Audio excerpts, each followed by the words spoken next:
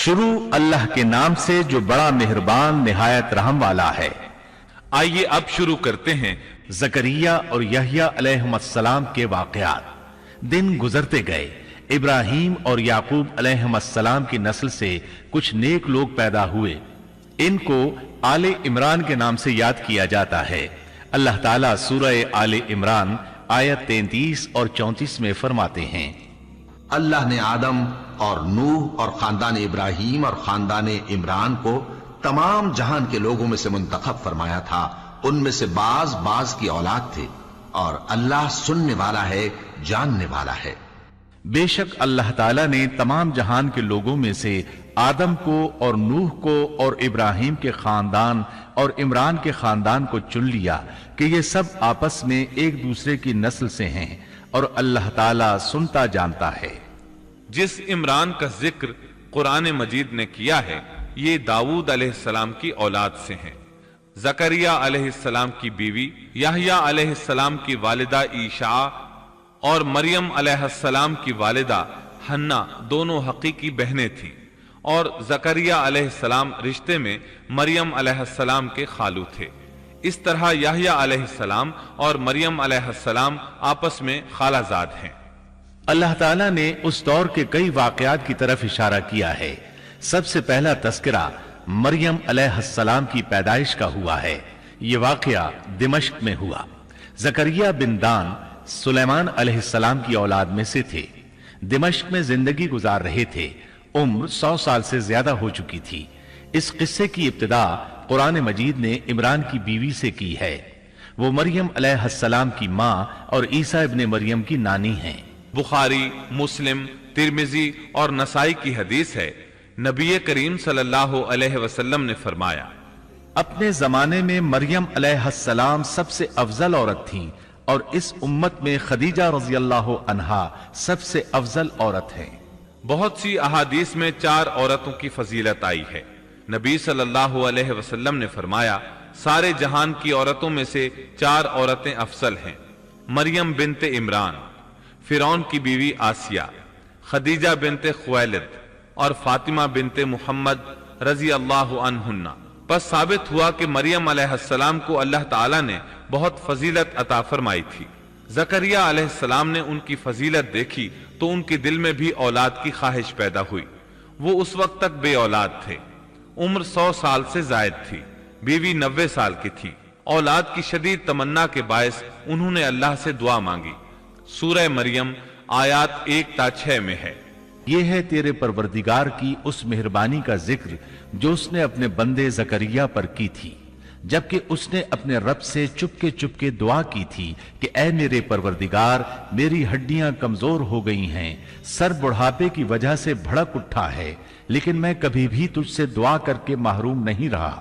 مجھے اپنے مرنے کے بعد اپنے قرابت والوں کا ڈر ہے، میری بیوی بھی بانجھ ہے، پس تو مجھے اپنے پاس سے وارث عطا فرما جو میرا بھی وارث ہو اور یعقوب کے خاندان کا بھی جانشین ہو، اور میرے رب تو اسے مقبول بندہ بنا لے۔ زکریا علیہ السلام اپنے دور میں اکیلے ہی نبی تھے۔ ان کے ورثاء اور رشتہ داروں میں کوئی قابل آدمی نہیں تھا، اس لیے انہوں نے یہ دعا کی۔ سورۃ الانبیاء آیت 90 میں اللہ تعالیٰ فرماتے ہیں، تو ہم نے اس کی دعا قبول فرما کر اسے یحییٰ عطا فرمایا، اور ان کی بیوی کو ان کے لیے درست کر دیا۔ مطلب یہ کہ ان کا بانجھ پن دور کر دیا۔ پھر اللہ نے انہیں خوشخبری سنائی، اے زکریا، ہم تجھے ایک بچے کی خوشخبری دیتے ہیں جس کا نام یحییٰ ہے۔ ہم نے اس سے پہلے اس کا ہم نام کسی کو نہیں کیا۔ زکریا علیہ السلام یہ سن کر خوش بھی ہوئے اور حیران بھی، کہنے لگے، اے میرے پروردگار، میرے ہاں لڑکا کیسے ہوگا؟ میری بیوی بانجھ اور میں خود بڑھاپے کی انتہا کو پہنچ چکا ہوں۔ اللہ نے جواب میں فرمایا، ارشاد ہوا کہ وعدہ اسی طرح ہو چکا، تیرے رب نے فرما دیا ہے کہ مجھ پر یہ بالکل آسان ہے، اور میں اس سے پہلے تجھے بھی پیدا کر چکا ہوں، حالانکہ تو کچھ بھی نہ تھا۔ اس پر زکریا علیہ السلام نے عرض کی، کہنے لگے، میرے پروردگار، میرے لیے کوئی علامت مقرر فرما دے۔ یعنی زکریا علیہ السلام نے عرض کی، میرے رب، کوئی نشانی مقرر فرما دیجئے کہ میرے ہاں بچہ پیدا ہونے والا ہے، جس سے میں سمجھ جاؤں کہ یہ بچہ بنی اسرائیل پر ظاہر ہوگا، تاکہ بنی اسرائیل کو بھی اس کی فضیلت اور اہمیت کا علم ہو جائے۔ تب اللہ تعالیٰ نے فرمایا کہ تیرے لیے علامت یہ ہے کہ تو بھلا چنگا ہونے کے باوجود 3 راتوں تک کسی شخص سے بول نہیں سکے گا۔ چنانچہ جب وہ وقت آیا اور وہ کسی سے بات کرنا چاہتے تو کر نہیں سکتے تھے، البتہ اپنے ذکر میں صبح شام مصروف رہتے، اور یہ نشانی تھی اس بات کی کہ ان کے ہاں بچہ پیدا ہونے والا ہے۔ اللہ تعالیٰ سورہ مریم آیت 11 میں فرماتے ہیں، اب زکریا اپنے حجرے سے نکل کر اپنی قوم کے پاس آ کر انہیں اشارہ کرتے ہیں کہ تم صبح و شام اللہ کی تسبیح بیان کرو۔ اللہ تعالیٰ سورہ آل عمران آیت 39 میں فرماتے ہیں، چنانچہ وہ ابھی عبادت گاہ میں کھڑے نماز ہی پڑھ رہے تھے کہ فرشتوں نے آواز دی کہ زکریا، اللہ تمہیں یحییٰ کی بشارت دیتا ہے، جو کلمت اللہ یعنی عیسیٰ کی تصدیق کریں گے اور سردار ہوں گے اور عورتوں سے رغبت نہ رکھنے والے اور ایک پیغمبر یعنی نیکوکاروں میں ہوں گے۔ بس فرشتوں نے اسے آواز دی جبکہ وہ حجرے میں کھڑے نماز پڑھ رہے تھے کہ اللہ تعالیٰ تجھے یحییٰ کی یقینی خوشخبری دیتا ہے، جو اللہ تعالیٰ کے کلمے کی تصدیق کرنے والا سردار، ضابط نفس اور نبی ہے نیک لوگوں میں سے۔ انسان کتنے ہی بلند و بالا مقام پر پہنچ جائے اور اللہ تعالیٰ کے ساتھ اسے زیادہ سے زیادہ قرب حاصل ہو جائے، تب بھی وہ اللہ کا بندہ ہی رہتا ہے، اور کسی بھی بلندی پر پہنچ کر وہ اللہ یا اللہ کا بیٹا نہیں ہو سکتا، اللہ کا شریک نہیں ہو سکتا۔ اللہ جل شانہ کی ذات پاک وحدہ لا شریک ہے اور باپ بیٹے کی نسبتوں سے پاک ہے، لہذا انسان کی سب سے بڑی گمراہی یہ ہے کہ وہ جب کسی برگزیدہ انسان سے ایسے امور صادر ہوتے دیکھتا ہے جو عقل میں نہیں آتے تو روب یا عقیدت کی بنا پر پکار اٹھتا ہے کہ یہ ہستی تو خود اللہ ہے جو انسانی شکل میں آئی ہے، یا اس کا بیٹا ہے، یا اللہ تعالیٰ کی شریک ہے۔ وہ یہ نہیں سوچتا کہ بلا شبہ ان واقعات کا جاری ہونا اللہ کی طاقت کے ذریعے ہے، جو بطور نشان اس برگزیدہ انسان کے ہاتھوں جاری ہوئے۔ اس کے باوجود یہ نہ اللہ ہے نہ اللہ کا بیٹا، بلکہ اس کا ایک پسندیدہ بندہ ہے، اور یہ امور اللہ تعالیٰ کے خاص قوانین کے تحت صرف اس کی تائید اور اس کی صداقت کے لیے ظاہر ہوتے ہیں، ورنہ وہ بھی اللہ تعالیٰ کے آگے اسی طرح مجبور ہے جس طرح دوسری مخلوق۔ انہیں خوشخبری سنائی گئی کہ بہت جلد یحییٰ نامی لڑکا پیدا ہوگا، وہ عیسیٰ علیہ السلام کی تصدیق کرے گا۔ یہاں کلمت اللہ سے مراد عیسیٰ علیہ السلام ہیں۔ اس طرح زکریا علیہ السلام کے ہاں چاند جیسا بیٹا پیدا ہو گیا۔ یہ جو ہی بڑے ہوئے، ان کے پاس اللہ تعالیٰ کا پہلا حکم پہنچا، اے یحییٰ، میری کتاب کو مضبوطی سے تھام لے، اور ہم نے اسے لڑکپن ہی میں دانائی عطا فرما دی۔ اللہ تعالیٰ نے آپ کو 9 عمری ہی میں حکمت اور دانائی عطا فرما دی۔ تفاسیر میں ہے کہ بچوں نے یحییٰ علیہ السلام سے کہا، آؤ کھیلیں۔ انہوں نے کہا، ہم کھیل کود کے لیے پیدا نہیں کیے گئے، اور اس وقت ان کی عمر صرف 5 سال تھی۔ اللہ تعالیٰ سورہ مریم آیت 13 تا 15 میں ان کے اوصاف بیان فرماتے ہیں، اور ہم نے انہیں اپنے پاس سے شفقت اور پاکیزگی بھی عطا فرمائی، اور وہ پرہیزگار شخص تھا اور اپنے ماں باپ سے نیک سلوک کرنے والا تھا، وہ سرکش اور گناہگار نہ تھا۔ اس پر سلام ہے جس دن وہ پیدا ہوا اور جس دن وہ فوت ہوا اور جس دن وہ زندہ کر کے اٹھایا جائے گا۔ مورخین لکھتے ہیں کہ یحییٰ علیہ السلام کی پیدائش کے صرف 6 ماہ بعد عیسیٰ ابن مریم علیہ السلام پیدا ہوئے، یعنی زکریا علیہ السلام کی دعا کے 6 ماہ بعد مریم علیہ السلام کی طرف بھی اللہ تعالیٰ نے وحی بھیجی تاکہ اللہ تعالیٰ انہیں عیسیٰ علیہ السلام جیسا لخت جگر عطا کریں۔ گویا یحییٰ علیہ السلام عیسیٰ علیہ السلام سے 6 ماہ بڑے تھے۔ یحییٰ علیہ السلام بڑے ہوئے تو اپنے والد زکریا علیہ السلام کے ساتھ بنی اسرائیل کو اللہ کی طرف دعوت دینے لگے۔ اس وقت ایک ظالم شخص ان پر حکمران تھا۔ اس نے اپنے بھائی کی بیٹی سے شادی کرنے کا ارادہ کیا، اگرچہ ان کے دین میں یہ حرام تھا۔ اس نے یحییٰ علیہ السلام سے اس شادی کی اجازت طلب کی، اس لیے کہ ان کی نبوت کا اس وقت تک چرچا ہو چکا تھا اور وہ ان کے درمیان شریعت کے مطابق فیصلے کیا کرتے تھے۔ فتویٰ لینے کے لیے وہ تحفے تحائف کے ساتھ آپ کی خدمت میں آیا۔ یحییٰ علیہ السلام نے لوگوں کو جمع کیا اور خطبہ دیا کہ لڑکی کی اپنے چچا سے شادی حرام ہے۔ بادشاہ اور وہ لڑکی یہ فیصلہ سن کر غضبناک ہو گئے۔ لڑکی نے بادشاہ سے کہا، تم یحییٰ کو قتل کرا دو، تب ہماری شادی ممکن ہے۔ بادشاہ نے ان کی طرف اپنے سپاہی روانہ کر دیے۔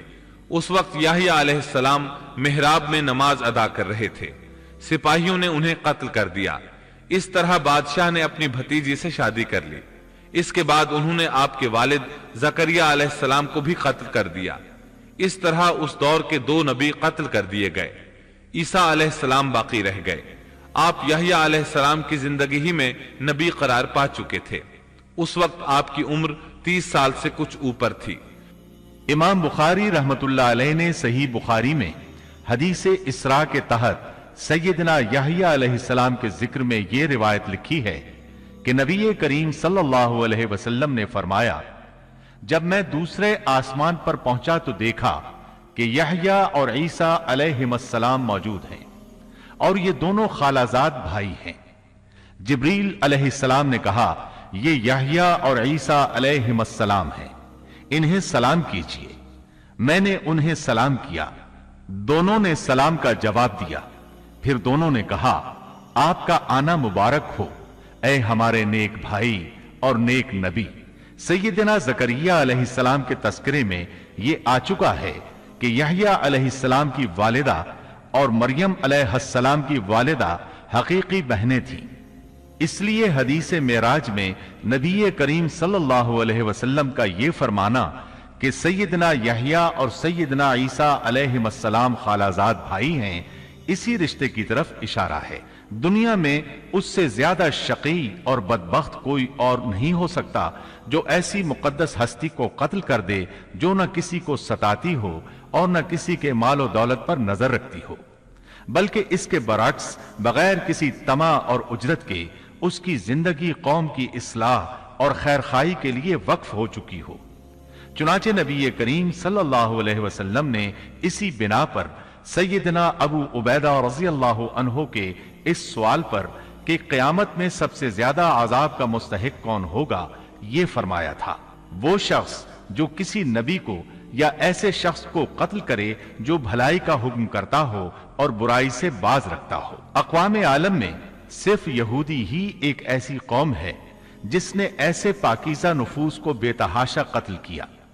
اللہ رب العزت سورہ بقرہ آیت 61 میں فرماتا ہے، اور وہ نبیوں کو ناحق قتل کرتے تھے۔ انسان کو اللہ کے فضل و کرم سے کسی بھی وقت اور کسی بھی حالت میں نا امید نہیں ہونا چاہیے، مایوسی کو پاس نہیں آنے دینا چاہیے۔ کبھی ایسا بھی ہوتا ہے کہ انسان پورے خلوص اور پوری دل جمعی کے ساتھ دعائیں کرتا ہے اور مسلسل کرتا رہتا ہے، لیکن اس کے باوجود بھی مقصد حاصل نہیں ہوتا۔ لیکن اس کا یہ مطلب ہرگز نہیں کہ اللہ دعائیں سن نہیں رہا یا قبول نہیں کر رہا۔ اس قسم کی مایوسی اور خیالات کو کفر قرار دیا گیا ہے۔ اللہ تعالیٰ نے گزشتہ قوموں کے سنگین حالات بیان کیے ہیں۔ ان قوموں کی جان و مال میں ایسے حادثات اور پے در پے ایسی مصیبتیں پیش آئیں کہ اہل ایمان اور ان کے نبی پکار اٹھے، اللہ کی مدد کب آئے گی؟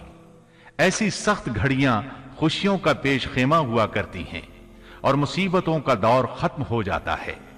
جو لوگ اللہ کی قضاء و قدر پر بھروسہ رکھتے ہیں وہ ایسے لمحات میں مصیبتوں کی دلدل سے نکل جاتے ہیں اور انہیں اللہ تعالیٰ کی طرف سے ایک نئی زندگی عطا کی جاتی ہے۔ سیدنا زکریا علیہ السلام زندگی بھر نبوت کے وارث کے لیے بے چین رہے، لیکن اللہ تعالیٰ سے یہی حسن ظن رکھا کہ اے پروردگار، میں آپ سے مانگ کر کبھی بے مراد نہیں رہا۔ سیدنا زکریا علیہ السلام کی عمر کی آخری منزل آ چکی تھی اور آپ کی بیوی صاحبہ بانجھ تھی۔ ساری زندگی گود اولاد سے خالی رہی تھی، لیکن مریم علیہ السلام کے حجرے میں کرامت کا ظہور دیکھ کر آپ کا ذہن اچانک اس طرف منتقل ہوا کہ جو اللہ تعالیٰ اس بات پر قادر ہے کہ ظاہری اسباب کے بغیر ہر روز تر و تازہ پھل حجرے میں پہنچا سکتا ہے، وہ یقیناً اس پر بھی قادر ہے کہ میری اس آخری عمر میں مجھے اولاد کی نعمت عطا کر دے۔ حقیقت یہ ہے کہ دعا کرنے والے کی نظر اس عالم اسباب میں بھی اسباب اور وسائل سے کہیں زیادہ مسبب الاسباب پر ہو تو وہ قبولیت کا دروازہ فوراً کھل جاتا ہے۔ سیدنا زکریا علیہ السلام کو دوسرے ہی لمحے ایک عظیم فرزند کی بشارت دے دی گئی۔ اولاد کی خواہش ایک فطری خواہش ہے، اور یہ خواہش قناعت اور زہد کے خلاف بھی قطعاً نہیں۔ قرآن کریم نے انبیاء کی زبان سے اس قسم کی دعائیں اور پکار ذکر کر کے یہ حقیقت واضح کر دی کہ انبیاء اور رسل جو زہد اور قناعت کے مینار ہوتے ہیں اس دواجی زندگی سے بری نہیں ہیں۔ اسلام میں اولاد کی خواہش کو فطری خواہش قرار دیا گیا ہے، تاہم یہ نکتہ بھی ذہن میں رہنا چاہیے کہ سیدنا زکریا علیہ السلام صرف اولاد ہی نہیں چاہتے تھے، صالح اولاد چاہتے تھے تاکہ وہ ان کے بعد دعوت کا کام جاری رکھے۔ اس لیے آپ نے اپنی دعاؤں کو پاکیزہ اور نیک اولاد کے الفاظ کے ساتھ خاص کیا۔ سورہ آل عمران آیت 38 میں ہے، اسی جگہ زکریا علیہ السلام نے اپنے پروردگار سے دعا کی، کہا کہ اے میرے پروردگار، مجھے اپنے پاس سے پاکیزہ اولاد عطا فرما، بے شک تو دعا کا سننے والا ہے۔